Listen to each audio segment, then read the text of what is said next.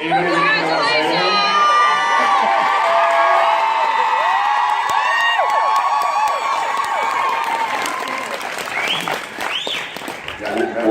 What happened? Jensen, thank you for being here. Yeah. It's a nice scarf. It's slimming. Slimming. Vertical stripes. Yeah, well, we'll get this out of the way. Everybody's doing good. Mom's doing good. Babies are good.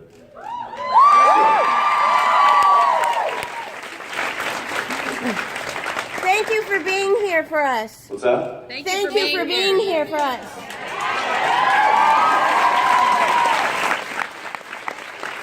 I really didn't have a choice. Yeah,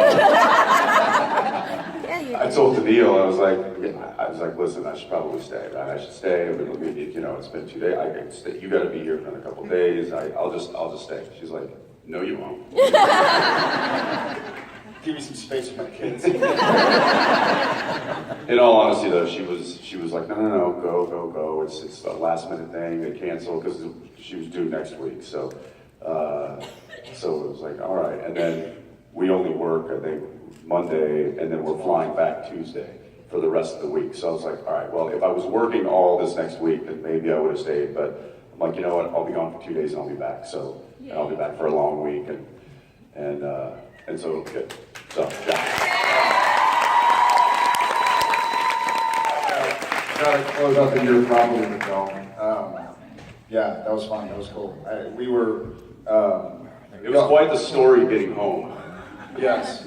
Just kind of put it in perspective, we were working at 10 p.m. in Vancouver, and they were born 6 hours later in Austin, Texas.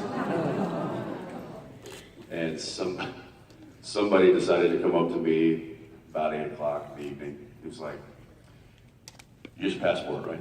And I was like, I'm like, Oh no. I'm like, oh no, I forgot my passport. Of course I have my passport. We travel every week. You never ask me that. Why would you ask me that? It's just stupid. I know exactly where it is. Meanwhile, I'm getting death glares from everybody on set, quit worrying him, he's already worried enough. I'm just saying. He's never had his passport, it's been 12 years. It's like, all right, I'm just saying. I'm like, why would you ask me that? Of course, it's right there in my bag. It's the exact same pocket it's always in. Why would you ever ask me? It's like, I'm just saying, if you touched it today. I'm like, seriously? And over his shoulder, the whole crew was like, And I'm like, I'm sorry, everybody. He's freaking me out. I got to go back to my trailer and make sure my passport's in my bag. So I go back to my trailer. Guess what's not there? I instantly was like, funny, Jared. I was like, okay, nice. I thought we agreed a long time ago not to prank each other. This would be a bad time to prank. Safe place. And then I quickly realized that I remember exactly where it was, and it was in Austin, in my inside jacket pocket that I wore home last time.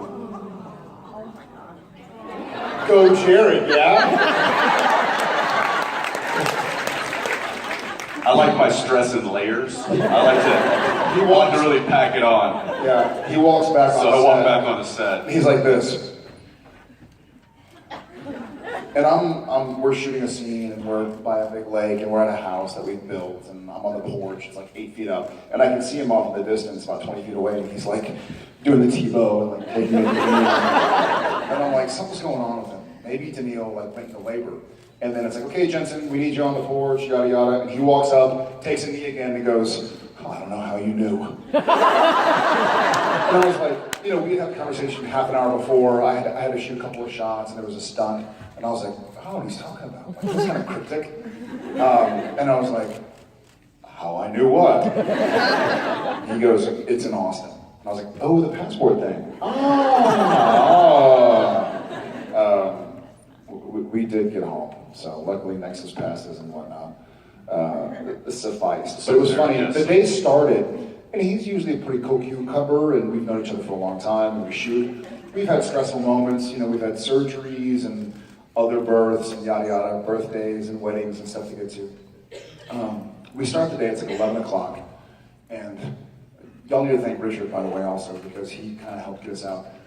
We start the day. Yeah, we could have very easily been filming until well past midnight. Yeah, well past birth.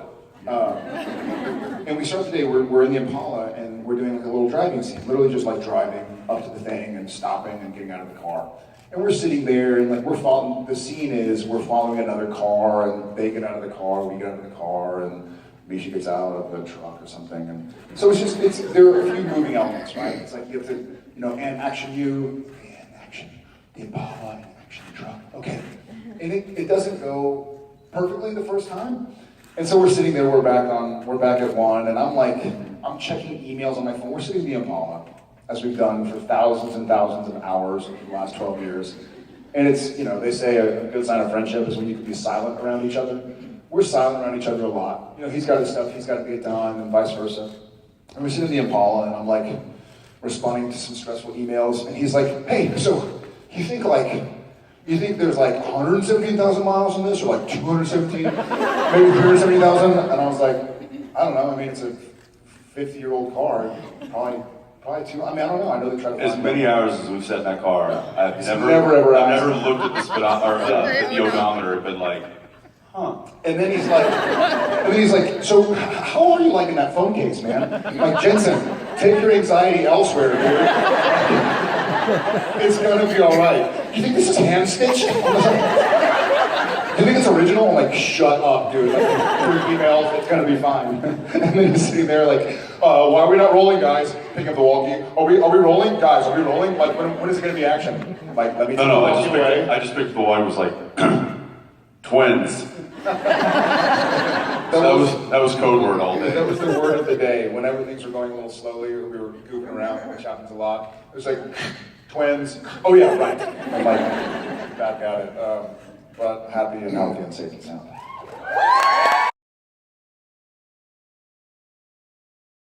So were you asking how we came up with our names? Yeah, like, did you have any strong winners outside of what you chose or what you're thinking? We actually didn't have a name for our son for until basically last night. Until he existed. Yeah. No, he was 2 days old. So same with both of my kids. Yeah. And Zeppelin, what we chose, wasn't even in the running. Like that literally came out of left field, and it actually, a lot of people probably associated with the band, which is great, but actually the way we came, or the way I found that name was his cord was actually tied in a knot. Oh, cool. But it wasn't cinched, and everything was fine. It was loose enough to where it still did its job, but it was tied in a knot. And there's a knot known as the Zeppelin bend, which is what they use to tether the Zeppelin blimps. And it tethers two ends together. It's a very strong knot. And so we named it Zeppelin. That's really cool. You're not serious.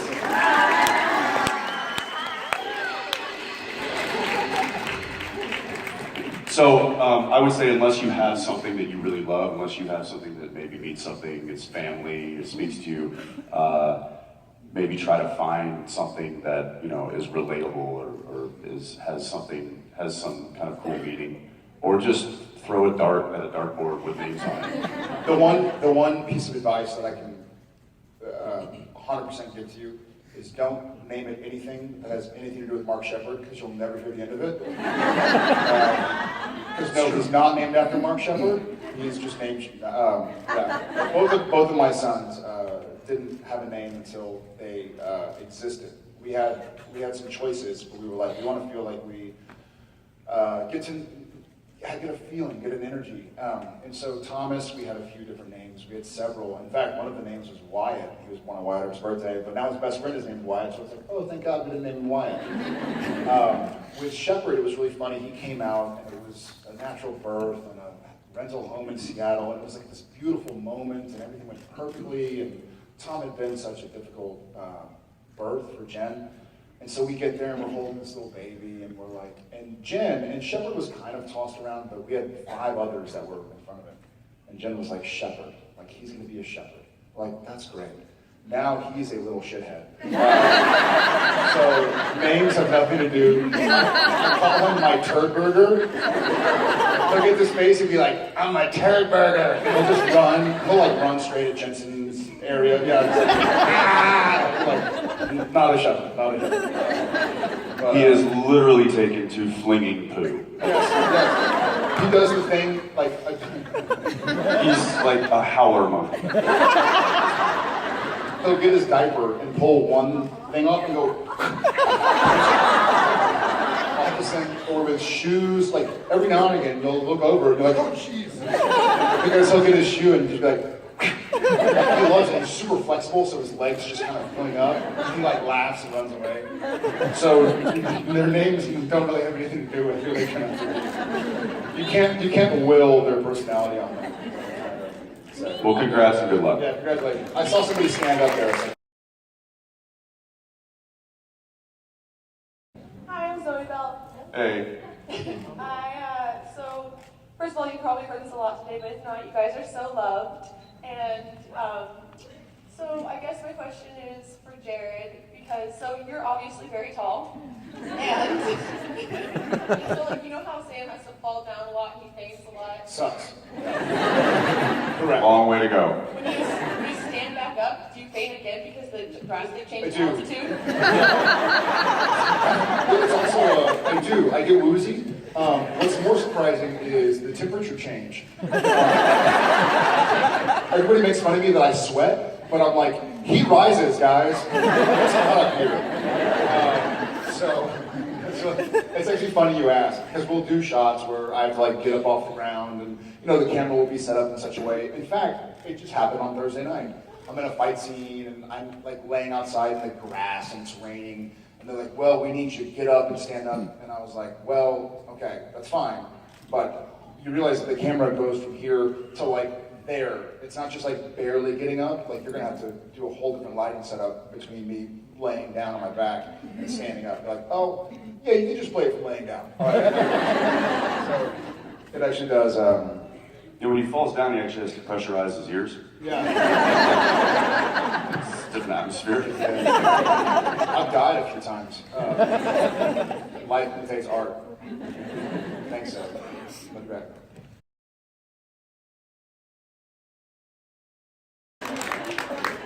Yeah, I'll talk to Steve.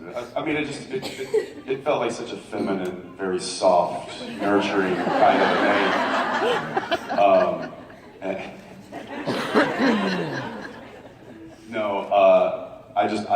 I like that name, and she liked that name kind of from the get-go, and that was in the running, and then we kind of waited to pull the trigger on both of them until we saw them.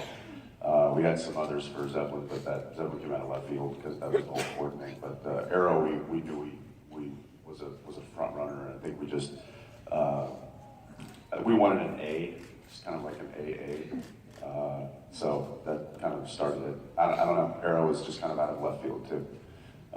I liked it a little different. I think when you have parents named Jensen and Daniil, you gotta kind of keep the trend of odd names. So that's what we're trying to do. What's that? The Bowie. Yeah. So he was 1 minute in front of his sister. So he's not the baby boy. What?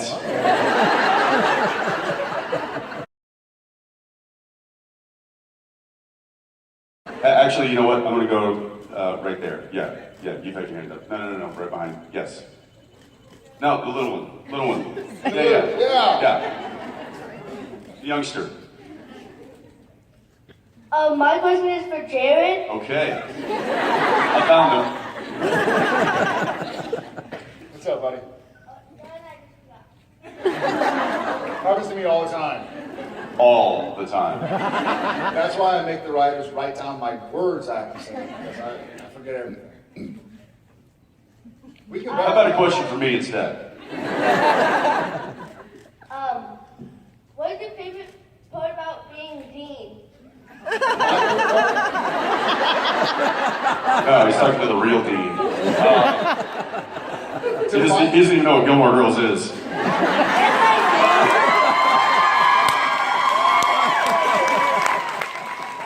Well, you shouldn't.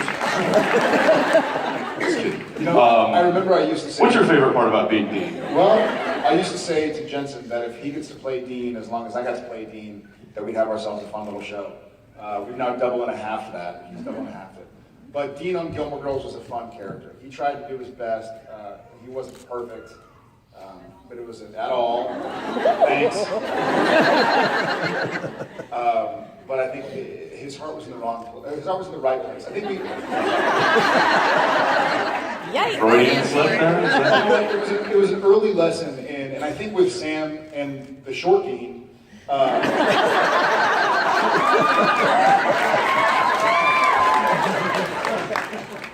I don't have to pressurize my ears.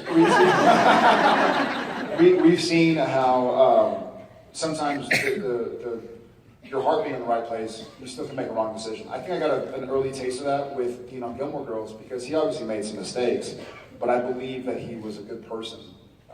At his core, he just didn't really know how to go about doing it. And so it was an early lesson in what kind of we've been able to expand on in Supernatural. So it was a lot of fun. I like your shirt.